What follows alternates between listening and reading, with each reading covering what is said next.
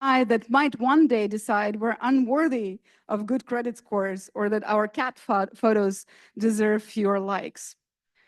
A professor of computer science at Brown University, Dr. Venkata Subramanian, specializes in algorithmic fairness. Basically, he's making sure that when AI gets smart, it also gets nice. So far, so good? Okay. He's worked with the White House on AI policy because apparently that's the kind of gig you get when you're trying to keep the robots from taking over. When he's not busy wrangling data or making AI more ethical, he's probably explaining how math is cool, but only if it doesn't lead to dystopia. So buckle up for a talk that's equal parts brainy and, let's face it, necessary for our survival. So with that, Dr. Suresh Venkata Subramanian.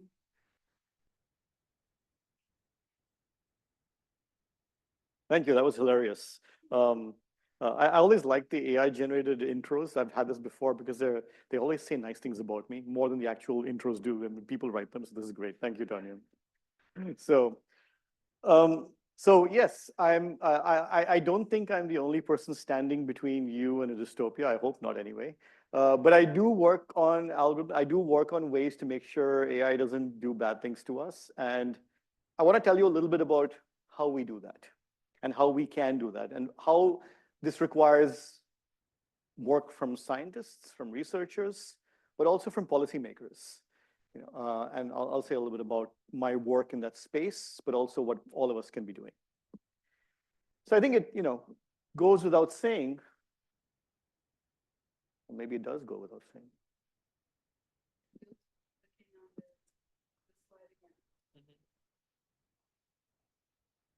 No, it has died. No. Huh, okay. That we are in the middle of, what anyone would reasonably call an AI revolution. You're in an AI revolution when all your friends on WhatsApp start posting fragments from ChatGPT, and these are friends who have till thus far not cared one bit about the work you do, but now are insisting on asking you about this. And this has been true for, well, at least for a couple of years now in the public eye, since this is a public lecture. But of course, it's been going on for a lot longer than that. It's just that the tip of the iceberg just kind of floated above the water and we saw it, but it's a big part of it is below. That's been going on for a while. And I think we've been seeing a lot of things about what the potential of AI can be. And they span the gamut of virtually every topic you could possibly think of. For example, this came out, about a month ago, that there, as you're probably familiar, there's this International Math Olympiad. People compete and they solve problems at high speed, and they're, these are high school kids, and they're very good at what they do. And they used essentially, and we'll get into what they did exactly, but they used, the headline says AI achieves silver medal standard solving these problems, right? GPT-4, one of the big sort of large language models that gets used inside ChatGPT was used to try and pass the bar exam. And again, according to this article, it'd be 90% of the lawyers trying to pass the bar. AI is being used in science. I was at a AAAS meeting back in April, and I don't know, 60, 70% of all the panels were all about AI. I'm sure that's going to be true here as well tomorrow in the next couple of days. Everyone's using AI for science, for discovery, for hypothesis generation, you name it. And this again came out last year, a headline from Google DeepMind again. Millions of new materials discovered using deep learning. Deep learning, of course, being one form of the form of AI that gets used a lot nowadays. So I'm going to try and keep this relatively jargon-free for the most part. And it's not just in things like science or things like solving math problems or even maybe in music and creative arts. It's also in sort of serious things. This idea that, we can use AI to help with recruiting, right? To sort of change the process of interviewing people, processing their CVs, doing interviews with them and analyzing the interviews. The claim is that, and this has been true for a while now, that the proposal has been to use AI to sort of help filter that out. The idea being that you could use AI to look at a CV and say, okay, this person is appropriate to be sent up to the next stage of the recruiting pipeline. This person is not. And then maybe you do a video interview and a system analyzes your facial expressions or how you answer questions and says, okay, you have the right kind of skills we need for the job and so on. So this has been going on for a while. And so this is, again, one of the more, I think, significant ways in which people are talking about using AI in the world. And this is a bit, this headline is a bit cryptic, but I'll unpack it, I'll sort of explain a little bit. You may not know this, but if you were to rent an apartment, and in many parts of the country, the price that gets set for the apartment is being set by an algorithm. Landlords are using these algorithms to make predictions essentially about what people with a particular profile are likely to pay. We've seen this kind of price sort of adjustment based on individual profiles in other settings, but now this is showing up in things like housing. Not just for rent pricing, AI systems are also being used to decide, for example, what kind of loan you should get at what rates, and what value your house should be when you put on the market for appraisals and so on. So again, not just recreationally, not just in sort of basic tasks, not just in science, but in virtually every aspect of our world, AI is being used to make predictions, make decisions, assistant decisions, generate hypotheses, generate intros for speakers, and so on. But along with the revolution has come a series of challenges. There's a lot of stakes right now around AI, a lot of positioning, a lot of feeling that whoever controls AI will control the next X number of years. This means power, this means money, this means control. So companies, of course, are jockeying to claim that they have the secret magic to using AI in whatever discipline, whatever area they're working in. Governments are jockeying for position to be in charge of AI. I've heard things like, whichever country controls AI will control it for the next 100 years. Whether this is true or not, almost doesn't matter. It's what important entities in various countries believe, and therefore they are acting based on that belief. So the stakes are very high. And one of the problems with stakes being that high is that claims get made about what AI systems might do or might not do. Claims that are often associated with hype, they're associated with certain agendas, and it can be hard to separate out the reality from what is being claimed. Just to go back to the examples that I spoke about earlier, we talked about this example of AI achieving silver medal standards while solving international math Olympiad problems. Turns out that wasn't quite true. So it seems fitting for a modern era, the sort of the correct and careful correction of this claim was made by Timothy Gowers, who is a famous mathematician, a Fields medalist, who was actually part of the advisory group looking over this process when DeepMind was doing this. And he had to add a couple of qualifiers, sort of some caveats, very carefully, because he's a sort of a careful person. And first of all, surprisingly, because we don't think of AI as slow, we think of it as very fast, these systems took a lot longer than their human competitors. Right? So they needed lots and lots of time, over 60 hours, 70 hours to solve one of these problems. And even though they were, of course, processing things much faster, which is, seems like, okay, that's not maybe a real problem. Things always get faster. Something that starts very slow is going to get better over time. That's not a real, issue, one might think. Well, that's fair. But it's also not clear exactly how these systems worked. In other words, were they actually solving a problem or were they not? I don't want to get into the technical details of what this AI system actually did, but roughly speaking, what they were most effective at is essentially translating a problem written in English, in some question, into a more formal structured language, which then was run through some other solver, which was not necessarily using AI, right, to solve the problem. So it was kind of acting as a useful translator from one language, English, to a more formal language. And then there was some kind of exhaustive search, not brute force, but some kind of exhaustive search over possibilities to try and find out. So I'm grossly oversimplifying what actually happened. They did some very clever things, so I don't want to discount that. But it is, again, one of those examples where the claim and the reality are kind of far apart. And the reality comes from a careful, dispassionate kind of scientific evaluation of what the system was doing, a theme I will return to over and over again. The next example, again, you're seeing where this is probably going. GPT was claimed to beat 90% of lawyers trying to pass the bar. This was, again, a claim made by OpenAI, the company that makes GPT-4, right? So they put out a document saying this. And then some researchers came and said, well, can we just look at this a bit more closely? Turns out it didn't quite do that. Again, it was great. I mean, it didn't break the 70th percentile, but even getting that close is not bad at all. It's a good system that doing something very interesting. But it didn't do what it was claimed to be able to do, right? It wasn't doing something that was as dramatic as the hype was making it out to be. And again, it was not clear how it was even doing it, exactly how it was working, which is, again, important for these kinds of problems. The list goes on.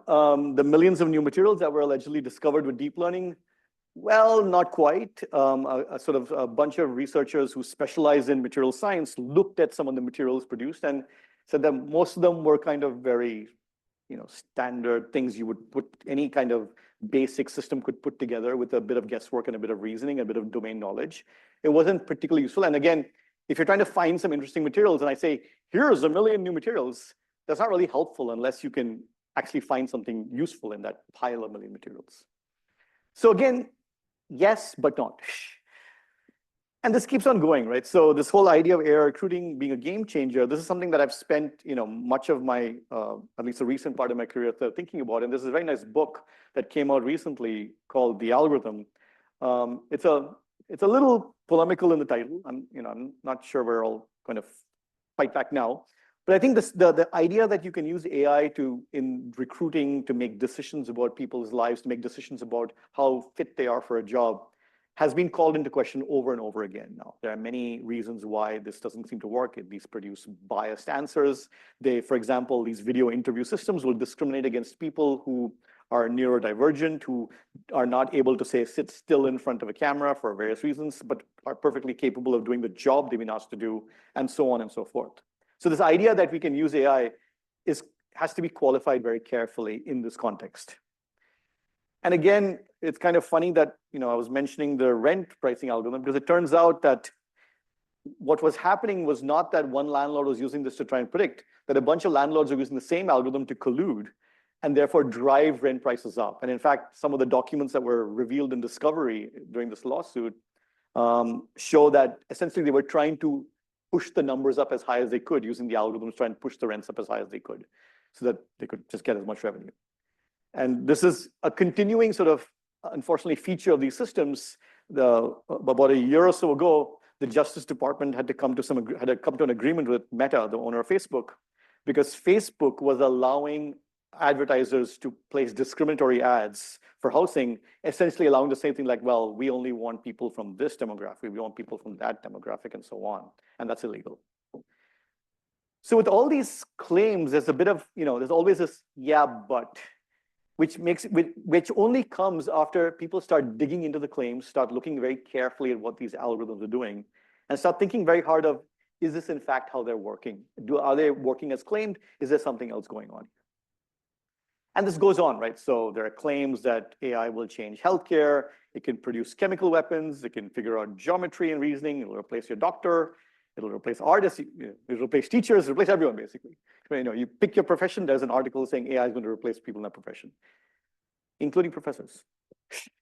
And in each case, it turned out that was not the case, right? So there was this, somewhat funny story of an airline which had a customer service chatbot, which you've probably seen more and more now, that a customer had a problem and asked the chatbot, for some claimed refund because of some situation they were dealing with. And the chatbot said, sure, you get a refund, blah, blah, blah.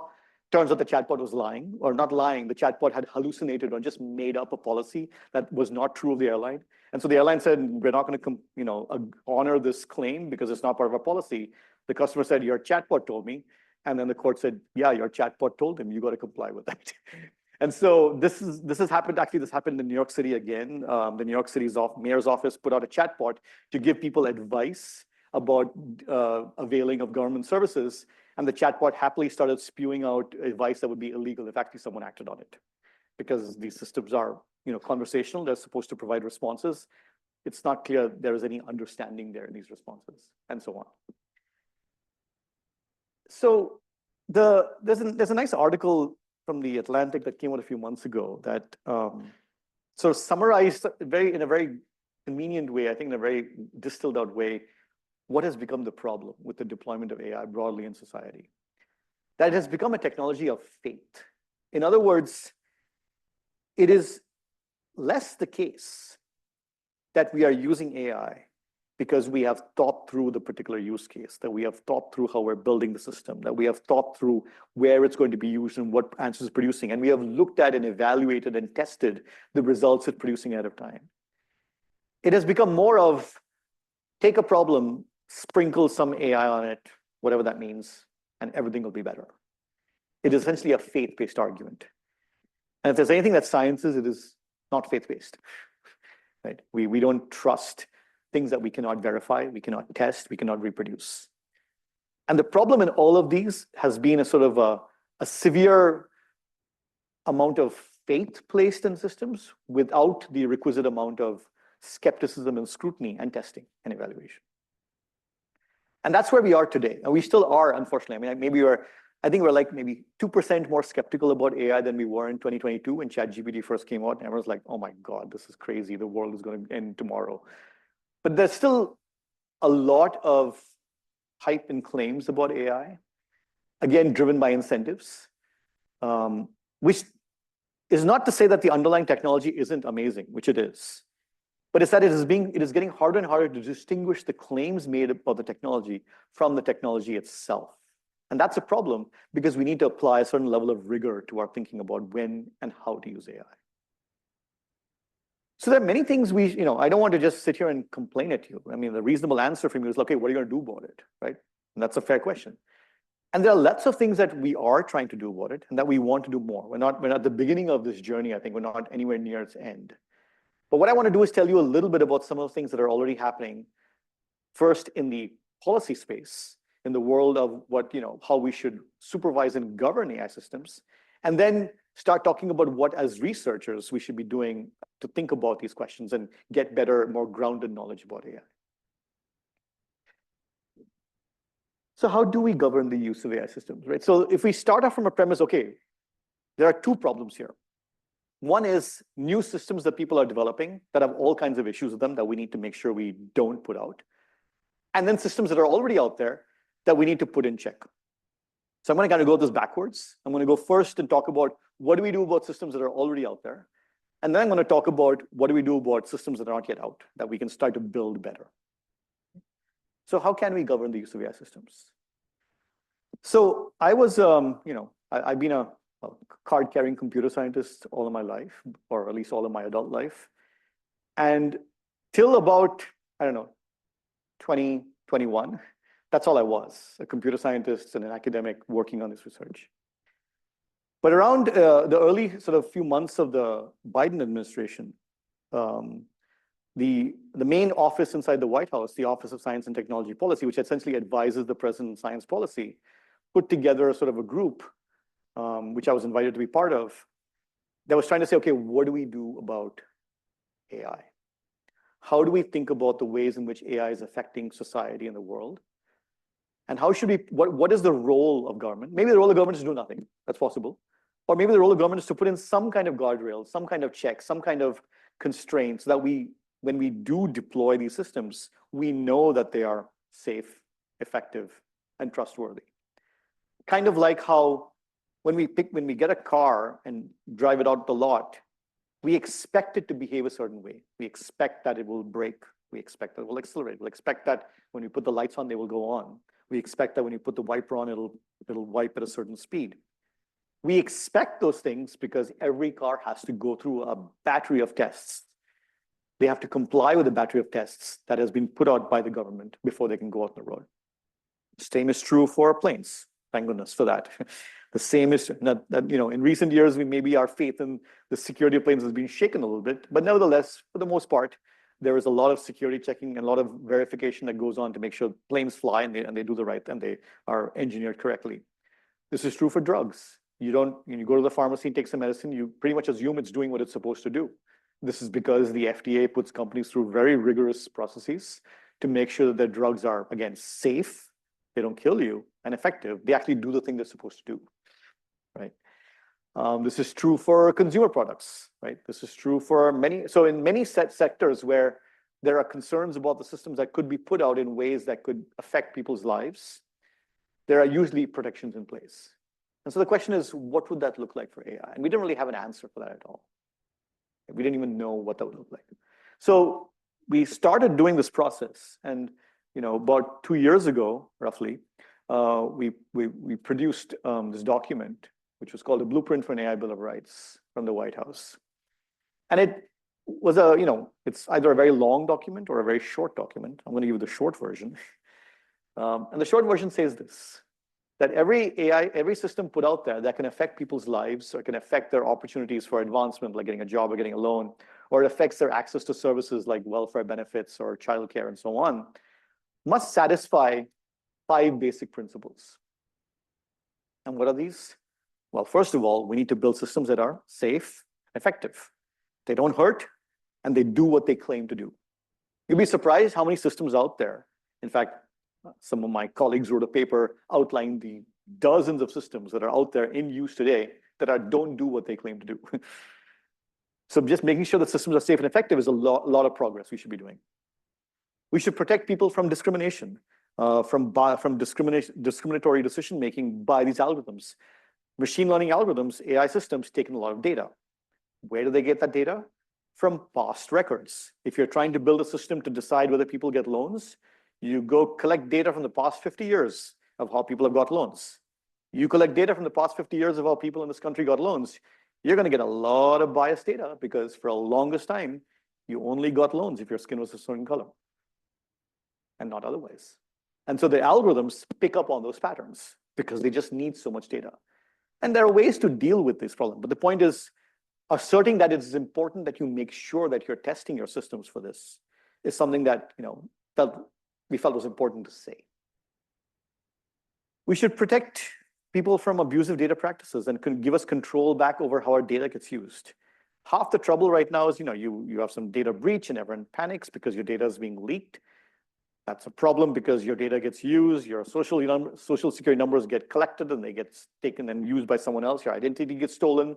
Your data gets collected and used to profile you in a certain way. Maybe there's surveillance happening on you because of your data, because of data that's being collected around you. This is a problem again because these algorithms require so much data, so they just collect it without asking. In fact, where we are today in Illinois, one of the first laws that was passed around data protection called BIPA, which is the Biometric Information Privacy Act, basically said you will not collect people's biometric information, fingerprints, retina scans, other aspects, facial features, without consent, and you have to keep it only, use it only for the purpose intended, and so on. There was a big lawsuit over a company that was willy-nilly scraping people's data and using it to sell to law enforcement in the US and outside the US. And because of this law, they were sued and they had to essentially destroy that data, at least for residents of Illinois, not for everyone else. So that's about data uses. Another thing is you shouldn't keep these things secret, right? We go and talk to these bots now. I got a text message today where someone is trying to sell me something, some spam message, which is normal. But then the next message they sent was, I'm a real person. I'm not a bot. I don't know if the second message was also by a bot. There's no way to tell. But this idea that you should be aware of whether the system you're interacting with is a person behind it or whether it's a bot behind it seems like it's an important thing. And you should know if a system is making if some decision is being made, say, about your loan or about something else that is made by an automated system or by a person. And you should also be able to understand why this decision was made. For example, if you get denied a loan, there's a law saying that you have to at least be given some explanation. I mean, this explanation is not very good. They're kind of limited. They'll say, well, it could be one of these 3 factors, but it is required that you be given some form of explanation because maybe the data is wrong and maybe you can fix the data problem. We don't have that with AI systems right now, so we need that. And finally, we would like the ability to get recourse and have alternatives to algorithmic decision-making. So, you all go to the airport and the TSA booth scans you with the facial recognition. It's not well known. They're supposed to advertise it, but they don't really advertise it very well. You don't have to go through that. You can tell them, I don't want my face scanned, and they have to let you go through. You are allowed. It's an opt-out. It's not an opt-in. You have to say that you don't want it, and then they sign like, okay, fine, give me your license. They make you sort of feel bad for asking, but I've gotten used to asking now, so I just do it all the time. And you're allowed to do that. And we should have that when possible with AI systems as well. I mean, you can't always do this, but for example, elections coming up, I hear, and you want to go vote. Do you want to have a system that says, well, we're going to do some digital scan, and if your digital scan doesn't work out, you can't vote? There's usually always a backup option where you can verify your identity in some other way with paper, and that seems important to have. Just because these systems fail, they will always fail. They will never be 100% accurate, and so we need backup plans. And that's it. That's what these principles said. They're not particularly, they're fairly common sense, I would like to think. They're not unreasonable things. And the reason why this document is 70 pages and not one is because we actually spent a lot of time trying to figure out how you would go about doing it as computer scientists, how you would go about implementing this.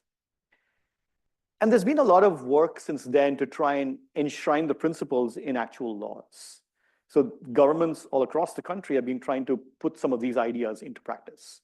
The administration itself put out what's called an executive order. That's something that the president can issue on their own. Congress doesn't have to pass a law, but this only applies to government agencies. So the executive order saying any government agency that uses AI should do the following things to make sure it's safe, secure, and trustworthy. And a lot of what was in that blueprint is in this document. Then there's further guidance. Firstly, this order comes out. Then there's specific guidance to agencies. Okay, you must provide an inventory of all the places where you use AI. You must tell us how you're making sure that if you're using it in a way that's sort of risky or that will affect people in some significant way, how you're protecting people and so on. And so all that work is going on right now to document all of this.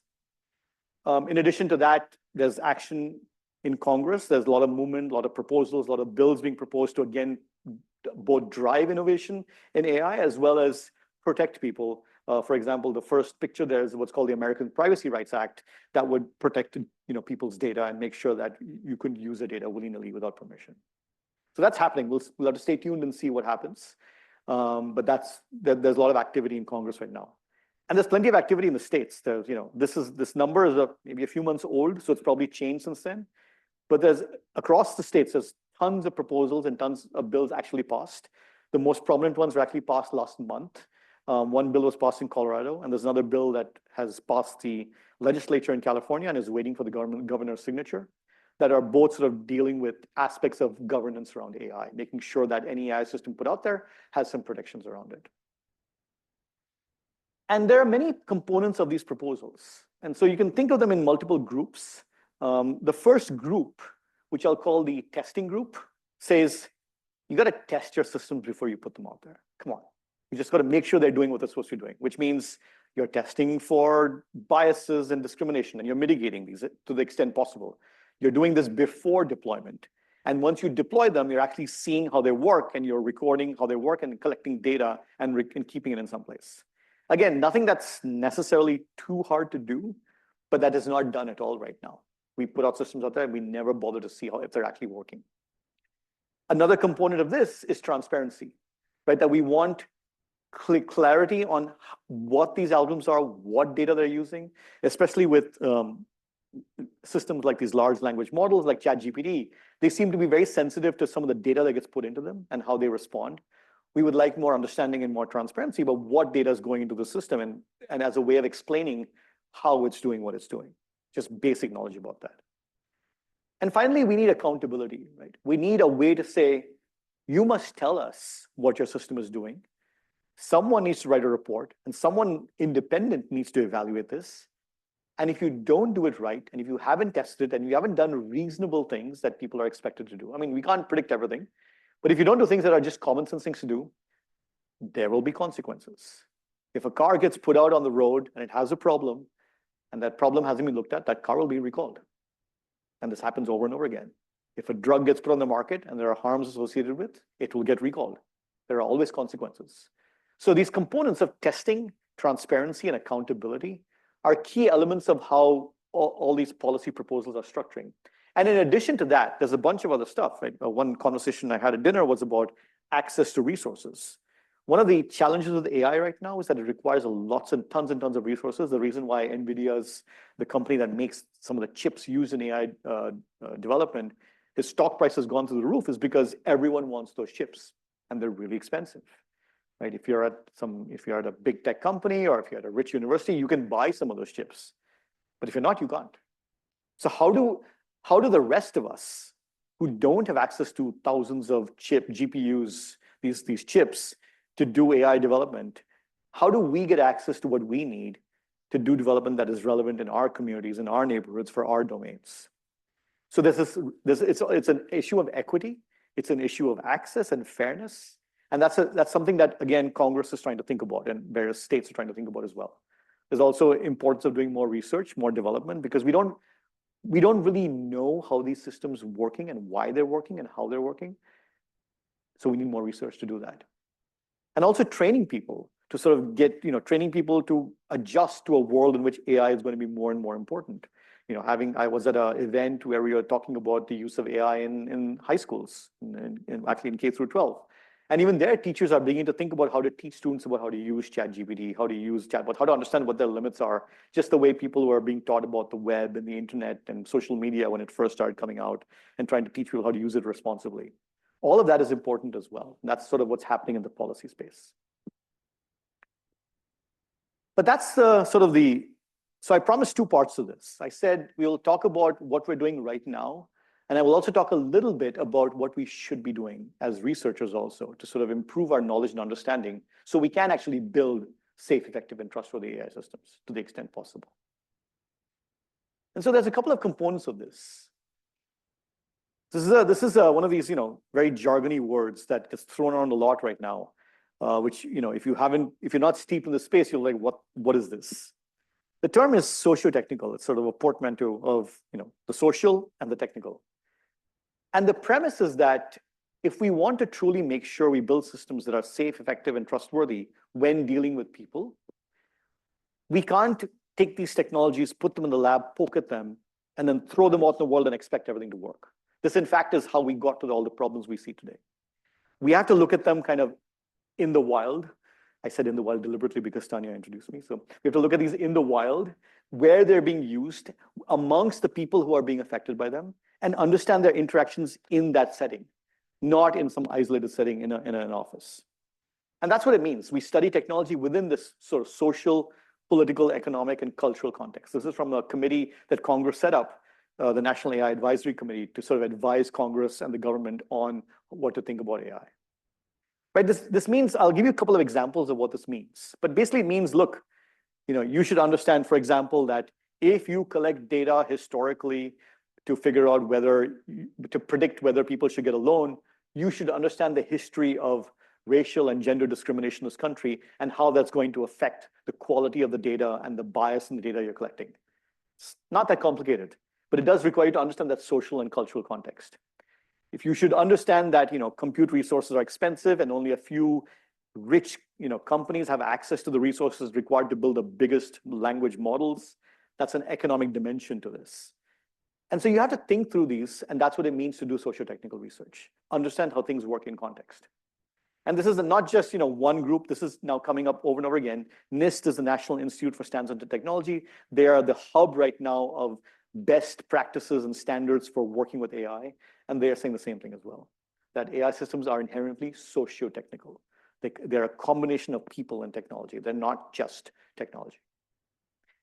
But what does it mean to do socio-technical research? Like, for those of us who do computer science, we understand how to do computer science research. We understand to a degree how to do machine learning research. We understand what that means. We do testing, we do evaluation. But what does it mean to do socio-technical research? Well, it means a bunch of different things. For one thing, it means, should you be using technology? Are you solving the right problem? So one example here is that because there's all this concern with collecting data from individuals, one of the efforts from the top levels of the government is like, can we do privacy preserving data sharing? That's a mouthful. What that really means is, can we collect data from people in such a way that we don't know anything about the person who we collected from? That seems like too much of a pie in the sky dream. More precisely, if I collect data from all of you in the room and do some aggregate analysis, I shouldn't be able to know if any one of you specifically was in the room or not. So obviously collecting faces won't work, but maybe you filled in some form and I collected the data, but I have to modify that data in some way so that no one else coming and saying, who was at the secret event talking about safe and effective AI. They shouldn't be able to figure out whoever you were here. It should be anonymous. That's what privacy preserving means in that sense of not knowing who was involved in the data. So that seems like a good idea if we're worried about people's data getting collected and their personal information being leaked, maybe health information, medical records. We should do more of this. Well, it turns out that, and this is sort of some work that I've been working on with my colleagues, it still doesn't matter. All that does is allow companies to say, oh, we are doing privacy preserving data collection, so we don't know anything about your data. And therefore, we can do even more surveillance than we expected to be able to do before. So a lot of companies now are using this essentially as an excuse to collect more data, do more surveillance in ways, and using cryptographic technology, combine data sets to actually learn some things about you, but not specifically who you are, but still be able to target you with ads, profile you in various ways, and so on. So again, this idea of, oh, here's a piece of technology, this will solve all our problems. Sometimes you have to stop and say, well, really, is it going to solve our problems, or is it actually just shifting the problem somewhere else? So this is called a sort of a mode of critique. It's a socio-technical critique. But of course, we don't want to do just that. If we just sat and critiqued everything, we wouldn't get anywhere, right? We want to do more. So the other thing is measurement. Clearly, if we want to build better systems, we need to measure better things and make sure that our systems then sort of go where our measurements are telling us to go, right? So if we measure the right stuff, we build systems that optimize for those measurements, we feel like, okay, this is a good thing to do. So one sort of side story here is about what are called pretrial assessments. So you may not know this, but nowadays in many jurisdictions, if you, for whatever reason, get arrested and brought up in court, and the decision has to be made about whether you get bail or not, whether you get released without any bail, whether you get released with electronic monitoring bracelet, whether you get bail above some large number or small number, or whether they say, no, you got to stay in jail till trial. All of that is controlled by an algorithm, which takes a whole bunch of data, answers a bunch of questions, it gets a bunch of questions answered by you, and produces a number, a score. And that score is used to decide which of these options: go home on your own, go home with a bracelet, pay some small bail, pay a big bond of bail, or don't at all. And so there's a bunch of tools that are out there right now being used, and there's various ways. These are all machine learning tools. So they're all being evaluated, for accuracy. And a lot of them use this thing called the area under the curve. It's a technique that comes from, it comes from the medical world. Basic idea is that you have a system, it could make mistakes.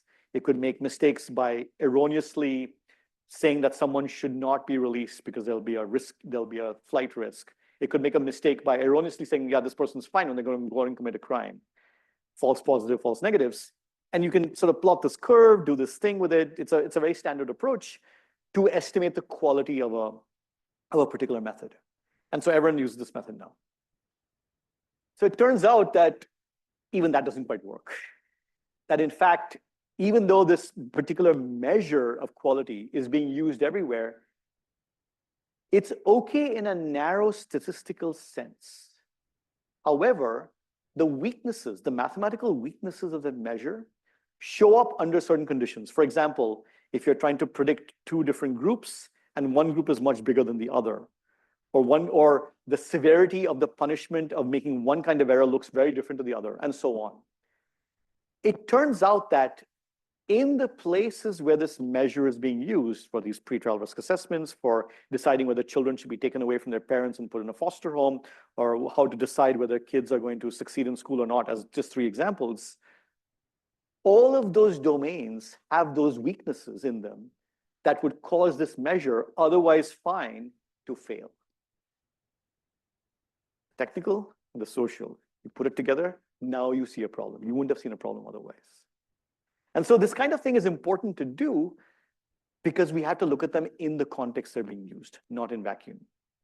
And that's part of the problem with some of the tools or the ways we're seeing these tools used right now. Another thing is, we're measuring something, but is that what we want to measure, right? This study came out from Stanford a year ago, talking about how the IRS turns out was disproportionately auditing Black taxpayers. And this was a problem. In fact, the IRS has changed a lot of their processes since then because they were concerned about this, apparent bias. But you might think and say, wait a second, I fill out my tax forms. I don't say anywhere what my race is. How is this supposed to know that? Turns out you don't fill out this race information. The IRS does not know that. but there is a system that actually uses a way to predict your race from your surname and your zip code. Now, for someone like me, it doesn't take too much to say, oh, with a name like that, he's probably of Indian origin of some kind. Maybe Sri Lankan, maybe, but very, reasonably close. For other surnames, it'd be a lot harder, which is why you need the zip code as well. Because of segregation, the idea is that the way people naturally segregate, you might have a pretty good guess about someone's demographics, especially their race, from this information. So it's essentially a proxy. This was a proxy that was, first proposed by another government agency and has been used widely since then. It's called Bayesian inference from surname and I forget the full geocode maybe, but I don't remember it's called BizG.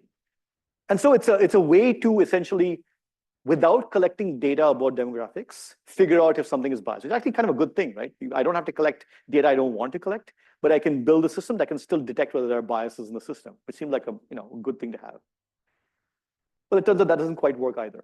And again, here the question is, oh, this system is being used, it's being used in all these places, but it may not work well in my context. And I think, and this is already well known, that this particular system of prediction doesn't work well, for example, for groups that are just small minorities. It doesn't work well for Native Americans, for example. It doesn't really work for, Pacific Islanders and so on. So then what do? You have a measurement, it seems to work well, but it's not quite working the way you want it to. Can you fix it? And that's, again, some work that we were doing to try and fix some of the problems of this method when it's being used in specific contexts, right? In the abstract, it seems to be pretty good, but in these contexts, it's not working well. Can you do any better? So this idea of understanding the local context in which some of these systems are being used is very important to designing a better system. And that's the essence of socio-technical thinking. And finally, let me talk about the last point. I'll talk about critique, measurement, and evaluation. And I'll talk about governance, which is basically, let's have some rules. So I've been giving a number of talks in very different settings. I've given talks to private investment firms. I've given talks about AI in education. I've been talking about AI in government, AI in the law, sort of local state agencies, and also AI in the humanities. And in all these settings, the one question people have is, okay, in our setting, in our domain, what are the kinds of rules we need to put in place to make sure that when we use AI, we can use it responsibly and in a way that we feel is safe? The American Bar Association has put out some guidance for lawyers using ChatGPT after those cases where lawyers mistakenly used ChatGPT, got incorrect citations, presented those cases in court, and got yelled at by the judge for doing so. So the American Bar Association, various kinds of medical establishments, any professional organization that's beginning to use AI now is trying to build their own governance system, and there are rules for the road, essentially, for using AI. And this is happening across the spectrum. In my own university, people are now thinking about, okay, how do we use generative AI in the classroom? How do we recommend professors use it? What do we tell students about it, and so on? So this idea of having governance is an important part now of how we build safe, effective, and trustworthy systems. So I just want to conclude with one point, and then I'll stop. I'm happy to have a discussion with you all if you have time. We must distinguish the promise from the reality of AI. AI is great. There's a lot of potential here, but it's going to have a really hard time getting to the true potential if we keep getting it confused with the hype around it. And the only way to puncture the hype and get to the core technology and what it can do for us, which is presumably quite a lot, is by being scientifically rigorous and using proper scientific methods to expand the range of things that AI can do, and therefore expand the range of what policymakers should do. So I spend a lot of time moving from sort of academia to policy and back and forth. And oftentimes, policymakers think of AI as this fixed thing that has been designed by OpenAI and is only what OpenAI says it is, because that's the people you talk to all the time. And it's very hard for me to sort of say, look, there's a lot of computer science work, there's a lot of research, there's a lot of innovation going on that is expanding what we can do and also the limits of what we can do with these technologies. And that's very important to communicate. And we have to do it using this socio-technical lens, which again has things in it that you would imagine are true of any kind of scientific enterprise. Skepticism and critique, measurement, evaluation, and governance. And with that, I thank you for your time. Hopefully this was better than the debate.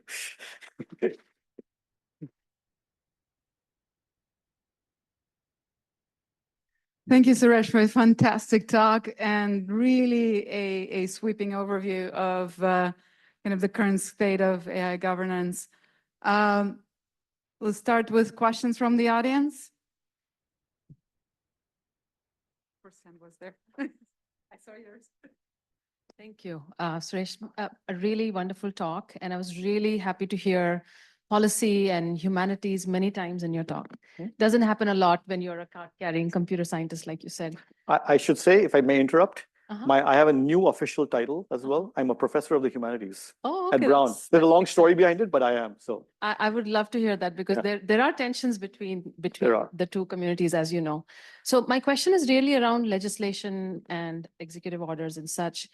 I think the reason you see more executive orders than legislations is because they often don't pass. And I'll just share a little bit of an incident where I was involved on the executive order side for Maryland, also on legislation side. Mhm. But as soon as the legislation was going out, somehow a big company, and I won't name names here, but a mega cloud company came to know about that. Amazon, okay.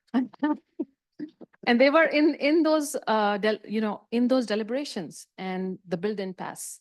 Yeah. Repeated 3 times in watered down versions, still did not pass. And then eventually the executive order picked up some of that. So there's this tension between legislation and executive orders. And there's a very few people who talk about policy at the computer science level. Yeah. So how do we address that in the longer run? Because it's bigger than hype and it's a bigger problem. So you said Maryland? Yeah. So Maryland just passed a data privacy bill very recently, a very good bill, and after some struggle. There's hope. It's not perfect, but there's some hope. The bill in Colorado, there was a lot of fight over it, some of which, no, none of which I can talk about, but there was definitely a lot of fight over it. It passed. It's still, its existence is still tenuous. That's a different discussion, but it exists. I think there are going to be fights. There is a lot of interests that do not want any kind of anything to stop the unchecked development and deployment of these systems. The reasons are fairly clear. So it's about, business control, it's about economics, it's about money. And that is always going to be the case. So yes, it is always going to be a battle. It's not going to be easy. People are not going to say, yes, we want all the legislation. It's not going to happen. You mentioned tension between legislation and executive order. I think of this more like where the locus of power is, right? So in a lot of states where there is, essentially one-party control, like in California, the legislature can pass things, and then there are different tensions emerge. In states where there's much more divided legislatures, then sometimes if the governor wants to act, then they act to start things off. I don't necessarily think that's a bad thing. I think states are honestly struggling to figure out how far they want to go down the road of legislation. They are genuinely worried. So a bunch of tech companies, a consortium of companies basically told Colorado, if you pass this bill, we will take our business and go elsewhere, right? They still passed the bill, but they're all very worried now about businesses going elsewhere. So there's a lot of genuine fear among the states of, we don't want to be the first to stick our neck out. We want to see what everyone else is doing and try to sort of do it at the same time. And that's a reasonable fear. And I think it's okay then to start with smaller things, to get some level of comfort, like the world will not come to an end if you pass a bill that talks about AI and government services. No one's going to run away from you. Your vendors are still going to come back and do what they have to do because they want your business, right? Which generally is what happens, right? You don't have mass exodus away from areas. Every time, for example, companies threaten the EU or they threaten Australia, they send them over and they just go and do business there anyway. So I think it's the way forward to break out the cycle is to accept that maybe we need to start with smaller things, get some level of comfort with what it means. I find a lot of people are just very unfamiliar with the idea of AI regulation and what that would look like. And once they see it, like, oh, okay, I can see how this will work in our context. So that's how I see, if I want to be hopeful about this, is how I see it sort of possibly moving forward. And that's what I tell people when they, when I talk to folks from different governments, it's what I say, look, you figure out one use case that everyone can agree on and focus on that first. And then you can try to build. Don't try to do something too big too soon. Maybe if you don't feel like there's a support for that. So it is a political game, and you have to play it. And sometimes you win, sometimes you lose. But that doesn't mean we shouldn't be trying, I think.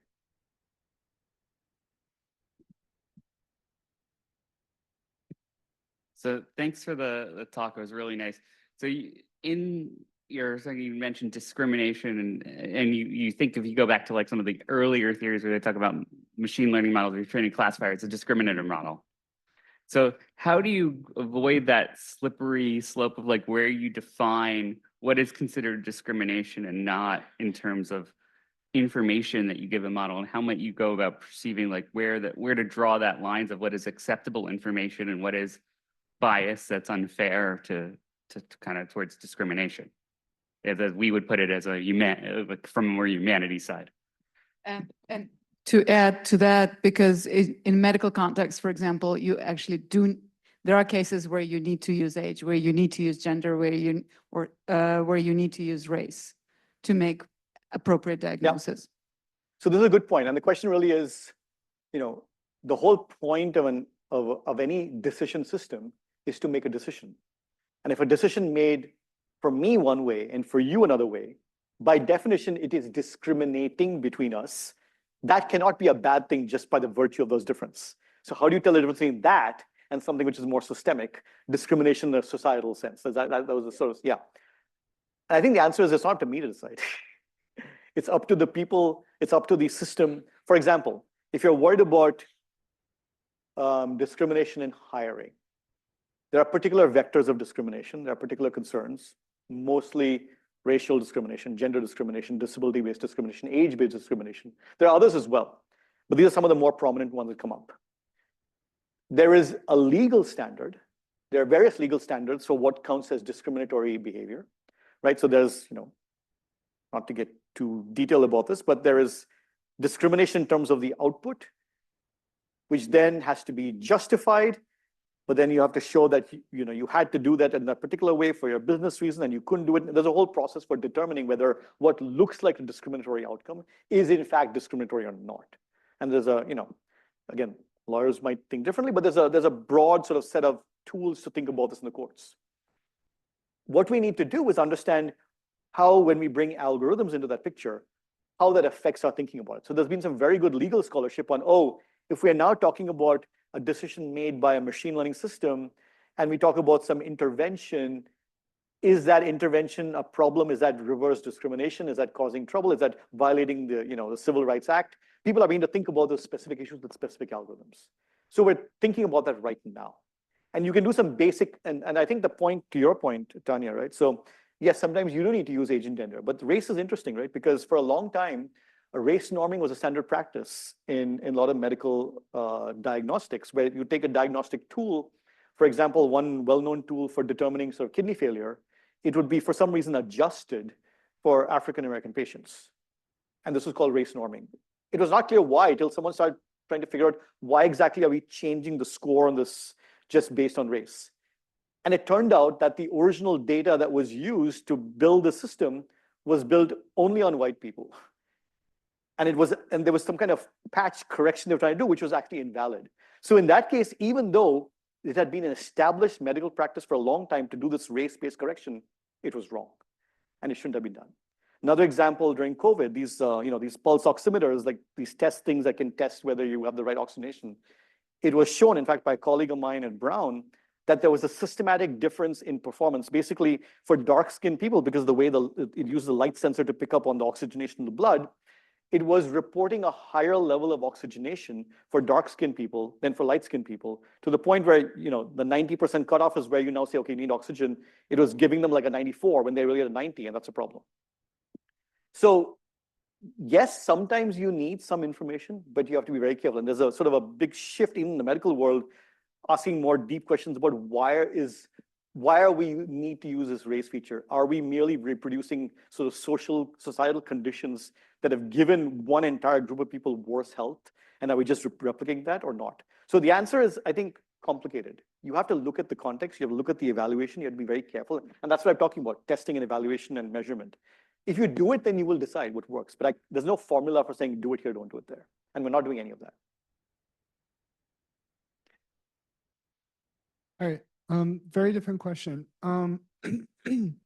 So when, in the context of kind of, doing quality control for AI, and also doing surveillance, I mean, we can control this in the US, but it's so easy to just, put servers in some other country where there are no regulations, right? Or, use a program from some other, how do we prevent, this phenomena of just, putting all the illegal, or nefarious things in other countries, right? And like, how do we regulate this? Is there even an approach?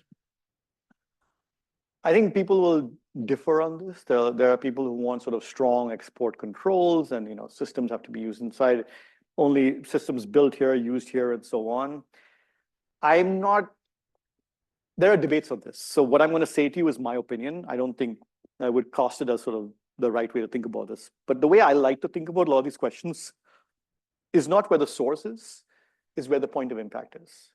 So let's say, for example, you build an AI system and it's supposed to be used, let's say, for some medical diagnostic tool. And the FDA has regulations on how to do this. And now you say, well, my system is sitting in, I don't know, somewhere in India somewhere. It is not under the purview of the FDA. I can do what I want. And it's under jurisdiction. But if the patient is being treated in the US with the results of the algorithm, that patient is at the point of impact. And the point of impact is where I feel it's very important to address these issues. Also because the point of impact in a medical setting, the point of impact in, say, a credit scoring setting, point of impact in a housing setting, have different laws for them and different governing agencies and different regulatory bodies.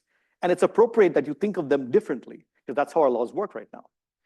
So that's how I like to think about it. There are others who disagree with me on this because they feel like, no, you got to catch it further back at the source. And there's this whole upstream, downstream tension here. So I'm not saying we have an answer, but there's a sort of a growing debate about how to think about this.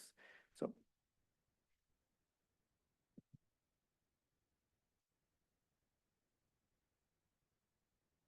Hi, great talk. So in your presentation, you talked a lot about analogies, like you brought up drugs and cars and airplanes and how we kind of have tested these systems, and that's how we're creating a framework to test and monitor, evaluate, and govern AI. But in your experience in all of the different places you've worked, when has the analogies failed, and when have you realized, if ever, that AI is a new domain and it's going to be taking new considerations, and maybe the analogies we have before are limited and might not do what we need them to do?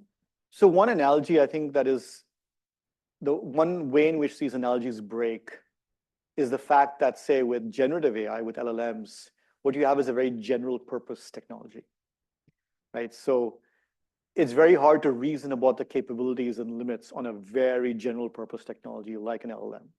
One of the reasons why I think about sort of downstream point of impact regulation is because once you have some basic LLM, you're using it in a particular context. Let me just think about that context, not worry about the LLM itself. So that's one place where it's an uncomfortable analogy because a car is a car is a car. It's not doing a bunch of other things. Whereas an LLM it's what is called a dual use technology. So another analogy that comes up is nuclear technology, right? That AI is like nuclear energy. It's dual use. It has many positive uses, but it also has some threatening uses. And so we should think of this like regulating a technology that has both benign and not so benign sort of use cases. Now, of course, there's that analogy can go certain, but then people start saying, okay, do we need essentially the equivalent of the IAEA for AI? Do we need inspectors, right? So that sort of analogy starts to break down as well. But that's another one that people have proposed. So think of this as a dual use technology and how to think about it that way. So that's one example where the ones I mentioned break down. Other questions? It's one in front. Go ahead. To the front. Thank you. Such a wonderful talk. So in the beginning, you shared a bunch of titles, showcasing AI being used in different domains or disciplines. And it shows that a lot of the folks behind these titles are trying to hype the use of AI. From your perspective, and I guess to what Dr. Janeja had mentioned, is that how do you draw the line and help companies that are commercializing these technologies try to maintain that while at the same time increasing the transparency or addressing transparency and explainability of these technologies? And in that aspect as well, are there specific domains where this should be more concerned? For example, in the law space, the legal space where it's passing the bar exam, but not to a certain accuracy and they're sort of hyping it. versus the medical domain, maybe where the prediction or addressing a tumor is, so what are some of those concerns or your thoughts in that area? Right. So the issue is, how do you incentivize those who are commercializing to be sort of more transparent about how they're doing it, and where are areas of concern? Is that sort of a summary? Okay. So I think the first part is, as always, it's a combination of carrot and stick, right? I think people in many companies genuinely are not sure what to do. They are dealing with pressure from stakeholders, from shareholders, from competition, from compliance, I've heard this over and again, just tell me what to do. So I'll be okay, that I won't get into trouble. Lawyers are busy, consulting with these companies, trying to tell them, okay, here's how you can protect yourself as potential regulation comes down the path. And so for that side of things, I think providing tools, providing constructive things that they can use. Okay, here is a procedure, a methodology for verification, for doing audits, that the academic community, the research community thinks it's a solid way to do things. If you do this, at least you're being reasonable. There might still be problems, but at least you're doing the reasonable thing. And if there are any issues, we'll learn from them, but we won't point fingers at you for doing your best. Here's what's currently the best, and please update it. So that's one thing. But the truth is, you also need the stick, because if all the goodwill in the world is not going to help when someone says, this is costing me money, I don't want to do it. And the only thing that stops people is then, if you don't do it, you'll get into trouble. So you need both things. You need to provide the tools and the resources for those who really want to make a difference in their own organization. But there has to be a back-end threat saying, if you don't, there'll be trouble. And that's why you need both the regulation and the ideas at the same time. So that's an answer to your first part. I think the second part is, there's been a lot of thinking about what's considered low risk and high risk. For example, in the EU AI Act that was passed recently, there's a whole list of domains that are considered high risk domains where there's extra scrutiny. And there's a whole lot of, and then by exclusion, everything that's not on the list is considered low risk. There's also like really, really high risk, and that's a smaller set there. So for example, all the things I mentioned, any place where you can think about this way, where AI is being used to make decisions about your civil rights, your civil liberties, your ability to speak, communicate, your ability to thrive in life, things like getting jobs, getting loans, getting houses, or things where you're requesting services from the government and you need access to those services. These are all places that I would consider high risk, because A, we can document places where the misuse of algorithms has caused harm, and that these are consequential to our life. If we want to live our lives, we need all these things to work well. And so I would list all those things as high risk. If you get a bad recommendation from Spotify in your music, you might be annoyed, but it's not really high risk in any sense. So I would not, worry too much about the use of AI there. I used to say, if your Roomba is going around making mistakes in cleaning your house, that would be okay. And then I found out that Roombas had cameras and they were recording everything that they were seeing and sending it to a server, including when they would go into a bathroom and someone was in there. And so I'm no longer talking about Roombas. So, but yes, there are definitely many cases where, a lot of the cases people use AI in the sciences are for hypothesis generation, for idea generation. These are fine. But then again, if you're using AI to sort of replace a scriptwriter or replace an actor with an image without their consent, now it gets complicated. So you have to look at the specifics, but in a different place. So there is a question on Zoom. It's actually very much a follow-on, much more elegant than I can ask my question, but it's really a follow-on to what I'm going to ask. So let me ask mine first, and then I'll get the one on Zoom. So, because they're kind of related. So I was just thinking through the challenges of, oh, by the way, I love the pulse oximeter, because actually we have a brand new Masters of Physics, Instrumentation Physics program at Illinois, terminal master's program that one of our students went through, Joel Kelsey, just went through the program. And one of the projects they're working on is exactly that problem of I didn't know it was a brown person that first discovered that, but that is a big. Yeah, he's been working on building better oximeters. Okay. He's in engineering. His name is Kimani Toussaint. You should. I can. Okay. Anyway, I really like that. Maybe have him come and talk. He used to be at Urbana. He moved from Urbana to Brown. I'm sorry, but I'm not sorry, but yeah. You're standing in front of the eye, you should say. Yeah. Okay. Sorry. My question is, so I can see a lot of challenges with how you would actually implement. It kind of goes to Phil's question also about how getting around the regulations and how challenging, differentially, how challenging it is for AI compared to, I was thinking of your window, your wipers example. If I want to regulate wipers, say the wipers have to do what they're intended to do.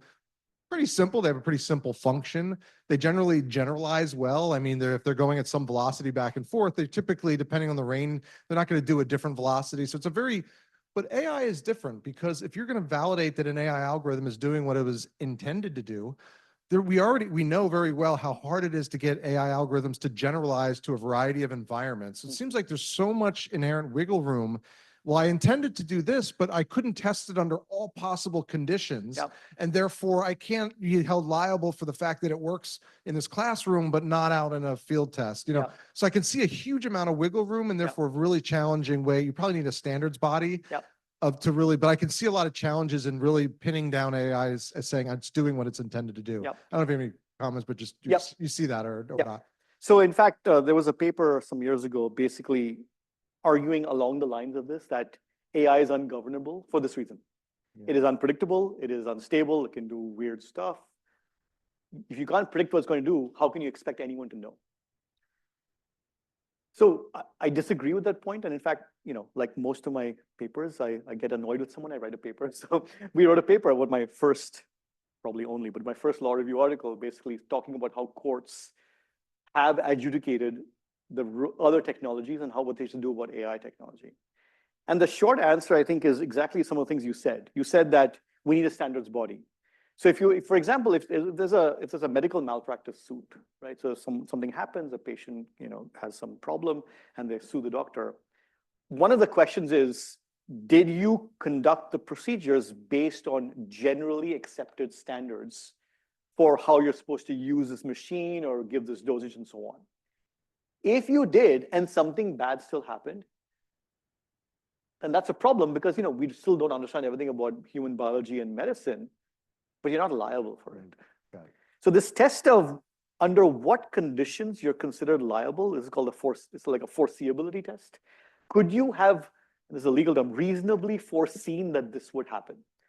Now, what is reasonable and how you foresee is adjudicated in courts. And the way you supply evidence that you could have or could not have is by saying, here's what a standards body said.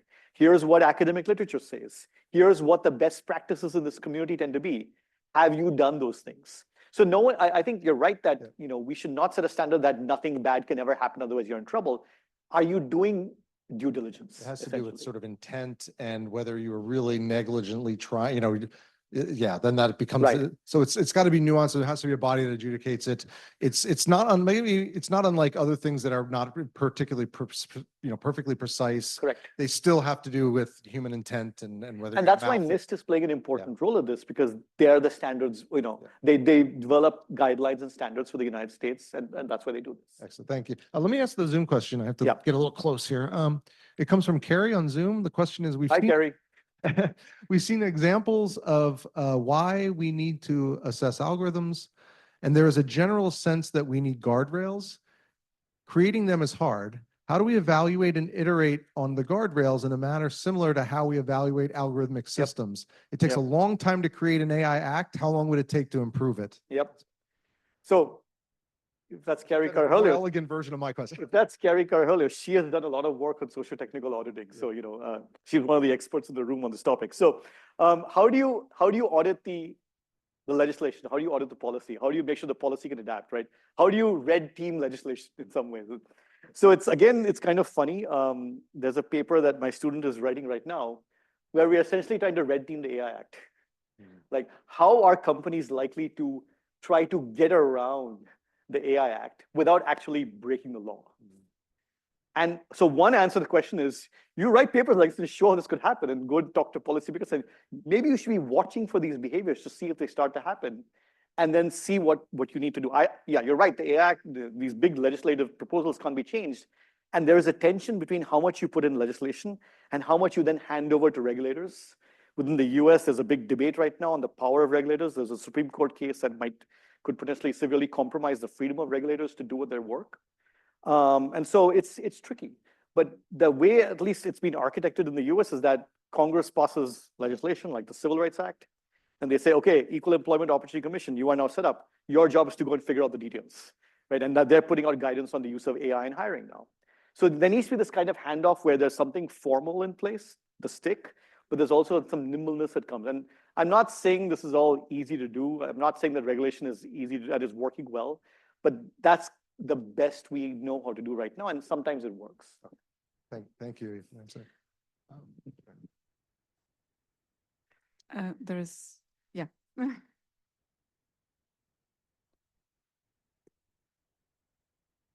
Oh, sorry, very good talk. Yes, I have a quick question. So you talk about the using social technical just the research to critic and measure and evaluate and govern your AI models. My question is that is there any possibility that the social technical model itself may bring some extra like the bias, like the data bias or algorithm bias? Sorry, I missed the last bit. Is it possible that socio-technical research itself, it's a socio-technical, it's kind of formulated by some model, right? So it's another model to to evaluate your AI model. Is that possible? Is a possibility that? It is also biased in some sense. Yes. Yes, and I mean, this is the challenge, right? If you have to be critical and self-reflective, and you start looking inwards and seeing whether your system itself has bias in it, it's tricky because it can often lead to kind of a critical paralysis where you keep doubting and doubting and doubting and doubting. I'm much more in favor of doing something somewhat half-baked, seeing what happens, and then trying to adapt. And then one of the reasons why the AI Act has what they call like a sandboxing strategy, and a lot of legislation is doing that, is to say, look, we need companies to experiment with stuff. We want them to experiment in a way that doesn't make them liable for prosecution just for experimenting and trying stuff that will help us learn more. So let's have some kind of protection. If you're doing research and you're trying to learn more about the system, you're not going to be punished for doing things that might look like they're biased because you're trying to learn more. It's only when you've done all that and you go and put it out in the world, then you're a problem. So you need some protections to experiment. It is only through experimentation that we can slowly get better. I think that's why I liken this to the scientific process itself. You're getting less wrong over time as you do more. And you sort of, as you build consensus, if you do this in an open and transparent way, many people do this and you learn from that constant discussion. And that's the best way to combat your individual biases, which we all have. Not by trying to make myself better, but making sure that a lot of people looking at these systems so that someone else will catch something I missed, for example. Yeah. So I have a question. Yeah. A lot of the conversations about AI and governance, AI governance, start with the premise that we're using AI for something. How do we mitigate the wrong use, the biased use, the whatever? We're actually not talking about the fact that a lot of the use of AI is just because, we're doing it just because we can. It's not better than what was there before. It's not providing any lift on any kind of predictive power optimization or better experience. How do we think about when it is appropriate to use AI in the first place? The big Right? question. And how do we evaluate whether we should be using AI or stick to the back of the envelope calculations or the human that was there before? Perhaps one of the things I think I am most proud of is that when we first did the blueprint, there was a sentence in there saying, and we should think about whether to use AI at all, which caused a lot of controversy. Well, like every word in there, but that was also one. And that has stayed through the executive order and the guidance to agencies, where there's a question, think about whether what is the rationale for using this in the first place? And the rationale can't just be, it beat this other thing. There should be some positive rationale. So that's one side of the answer to your question is the very fact that we are able to ask that question and it is in policy documents is already a win to stop and ask that. But then the real question you're asking is, how do we think about this? And I don't have a single answer to this. It's unfortunately it's very domain specific. So if you give me a domain, I can help think through what that might look like, right? So for example, the case of AI and resume screening. What is the rationale? So one rationale is, well, it can help us speed up the process. Okay, so you speed up the process. Are you going to make decisions about these resumes? Yes, we're going to make decisions. So how do you know that this is actually doing a decent job? You might say, well, maybe I don't want to. Or you might say, well, I want to use this to screen resumes. I want to tag them with certain information. I want to build some filters. But I'm going to build my system in such a way that no resume actually gets thrown out, but they just get grouped into different settings. And a human interlocutor can sort of interact with different interfaces or different clusters of resumes the way they want to. But this helps organize it a little bit. Now, okay, maybe you're saying, okay, this might help a little bit because maybe you just want to be able to process a lot more CVs than you were able to process before. and that you can actually get more people into the process than before. There might be a rationale for this, but you really have to think through the rationale for what is it you're trying to do here? What is your goal? Which problem are you trying to solve? And I find that once you start asking very carefully, what is the problem I'm solving? The use of AI tends to boil down to cost, or cost by getting rid of people, or speed. And when you get it down to there, it becomes a lot easier to say, okay, but am I getting any cost benefits if I have to wrap it up with a whole bunch of other guardrails because it's not working well?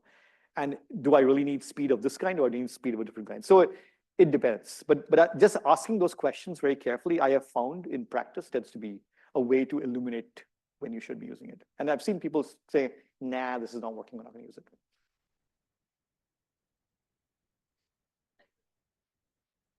I could ask a quick question, and the fact that we are still here asking questions I'm means very it's happy a lot, about that. right? So I have a question around EU. What can we learn from EU? They've done a lot better, it seems, from GDPR and other legislation that comes out. What can we learn from them? Well, it depends. 3 days ago, I would have given you one answer, but a report on EU innovation just came out. They commissioned, I think, the former Premier of Italy, Mario Draghi, to write this report. And his report is it is a very sort of doom and gloom about how the EU is caught up in regulation and has fallen behind the US and China. And we need to sort of get rid of all the regulations that we have to allow innovation to bloom. So I was very happy with what the EU is doing. I'm not so sure anymore.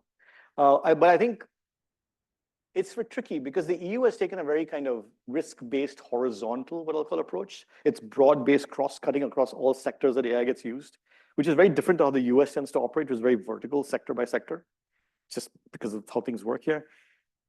I think I'm hopeful that as the AI Act plays out, as more and more companies start operating under that regime, as they start operating under the reporting regime, the accountability regimes, the impact assessments, it'll become clearer how these can be done in a way that's reasonable.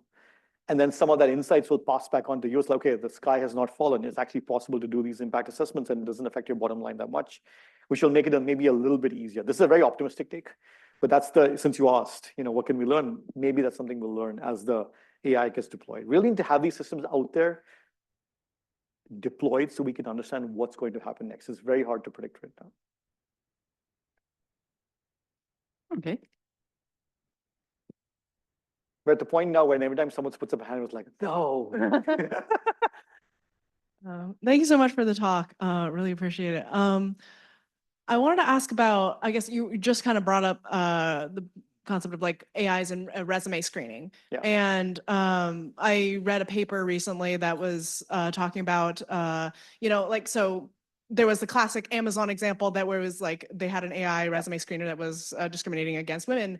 And this paper was like, okay, we're removing all of the like hobbies, like extracurricular, whatever, like if it was like the women's chess club or something, sure. Like we're removing like all the gendered like information, like no first, last name, whatever. And they found that AI was still able to correctly classify like much higher than random chance the gender of the resume writer because of certain like verbs that were used, like a more active verb was associated with more masculine, or like more passive verbs are associated with more feminine.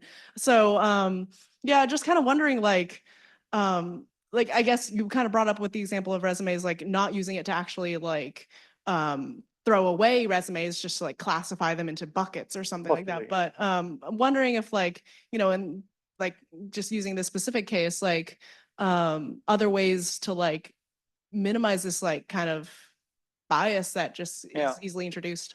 Yeah. This is one of those things where sometimes the right answer is don't try to minimize bias in your system. Try to figure out where the bias is coming from in the first place. Like what is it about the data that was used to train your system that you're now struggling so hard that the system really, really wants to try and extract gender information? What is going on there that's forcing it to do this? And what's going on? I mean, the Amazon case is, as you referred to, is kind of a weird success story because they discovered that the reason their system was so biased because of data they had. So it was kind of a useful internal tool for them almost. They didn't think of it that way, but as like a diagnostic tool that allowed them to say, oh, our system really is very biased. Our data is very biased. Our hiring practices are not great. I actually like that use of AI in those situations. It's kind of a diagnostic tool as a sensor, right? You can use these systems as sensors to flare up when things are sort of doing something. and to give you a picture of the different parts of your system, how they look.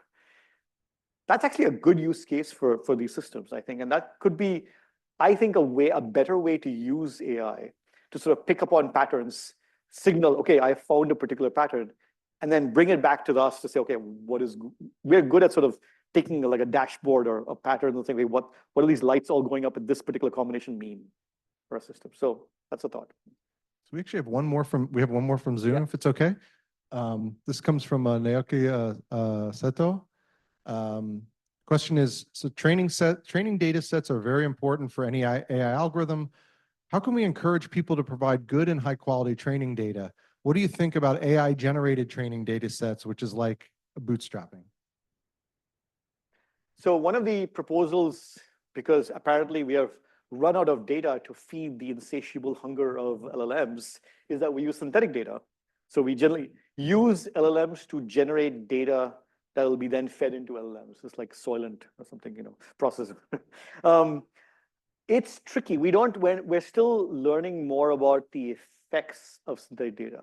There is some evidence that if you take some training data, which is not synthetic, train a language model to output text, and then feed that back into the same model, that it starts kind of collapsing its space of expressivity to something very narrow. Now, there are certain mathematical arguments for why this should happen. And it seems like some of those things are happening. If that's always the case or not is still unclear. But it's one of those things where I am not surprised that this happened, because mathematically speaking, that's what you'd expect with feedback loops, that they tend to concentrate. And there's sort of other theorems you can see actually how this would play out. So that's what I think is happening, but it's still unclear. Yeah, I mean, just to follow up that, are we rapidly approaching a training apocalypse where AI runs out of data, and then what does it get upset and enslave us all? Or what happens then when essentially it has no more high quality data because it's consumed it all, and the rate of generation of new data by humans is not sufficient? What actually, are we far from that? And what happens when that happens? We should all work on biodiversity data then, because there's plenty of it and we haven't even started. So plenty of unlearned data, okay. Well, I think the easiest solution is for all of us to go on social media and talk a lot more. I mean, that's clearly what we need. No, I'm kidding. So that's easier than biodiversity. So. This talk is being recorded, just saying. Yeah. My next AI bio will be even better than this one. So, but to answer your question, so I don't know if there's a training data apocalypse coming. I am pretty certain AI is not going to get mad at us, because I don't even know what that sentence means. So, and there's a bunch of cognitive scientists who are trying to figure out what the sentence could even mean. I think that if it turns out that in order to build the next generation of chatbots needs an order of magnitude more data than we have, then that's a problem with the architecture used to build the chatbots. And I would bet on some clever people trying to think of other ways to build architectures that aren't so data hungry. But we'll see. I mean, transformers are only 7 years old, and they've gone very far. But I was, because I'm old, I was there when GANs were all the rage, and that lasted 3 years, and everyone was talking about GANs. And then Transformers came, and no one's talking about GANs anymore. Yeah, NeurIPS 2018, I went to it, and it was everybody had the T-shirts that were like the Obama thing that says "Yes, we GAN." Yeah, exactly. And now of course, but yeah. I mean, there was a game I used to play with my friends, take any word /-GAN and see if there's a paper on it. And we used to go on for a while before we could fail at that. So who knows? I think there's a lot of innovation yet to happen. That's the point. We should do more of that. Instead of worrying about the training data apocalypse and AI getting mad at us, we should think about those questions, and we'll go much further. Thank you. Thank you for the wonderful talk. One thing I did not hear about in the talk or in the discussion is about the term AI alignment, and which is something talked about in the AGI community. Yeah. And what is your thought on the AI alignment, and how is it related to the socio-technical research you have been talking about? Thank you. For those who don't know, the term AI alignment refers to, and correct me if I'm wrong, the idea that we want to align AI systems with our values and our goals and our principles. Hence the term AI alignment. And I would say in that respect, this is AI alignment. What we're saying is there are things we care about, there are things we want, what we want to make sure is that the systems we build are aligned with those values. I think where there are differences are somewhat methodological. In other words, are we putting structures in place to make sure a tool can be used safely? Or are we trying to program things into the tool itself so that on its own it acts safely without any guardrails around it? So are the guardrails outside it or inside it? And I think that's one major point of difference between different folks who think about AI alignment. So I think, but I think there's interesting questions, like, for example, Anthropic is leaning very heavily into the internal view of this by essentially trying to see how far you can program the LLM to preserve values as constitutional AI that they've been sort of thinking about. And that's one approach, I think. I don't yet know what the limits of that approach are versus the limits of putting things on the outside. And I think that's a question that researchers are exploring and should be exploring right now. That's how I see it. Can I ask one completely in a different direction? So in many ways, AI systems are using a public resource, actually a collection of public resources, public data, in many cases, electricity and water, and using it for mostly private purposes. Yes. It's actually a discussion now also about in terms of research, where all requirement that research data is going to be accessible, publicly accessible, and so on. And private AI companies are now starting to consume public research data for very private gains. We have other regulations and policies that regulate the use of public resources for private gains and for public good. How is that aspect of AI consumption of public resources for non-public goods is addressed or even thought of in legislature at all? It's not. I mean, there's one bill, I think, in Congress that's trying to look at the impact of AI and climate. Environmental impact, AI impact, climate. Exactly, yeah. but I think it's only a bill that says we should essentially do some studies and sort of do some measurement, which is a very early stage and not very satisfactory. I think of this, so people are asking about, what is distinct and different about AI compared to other technologies, right? There was a question about this. And one of the ways in which I think we are feeling the disruption from AI is in the way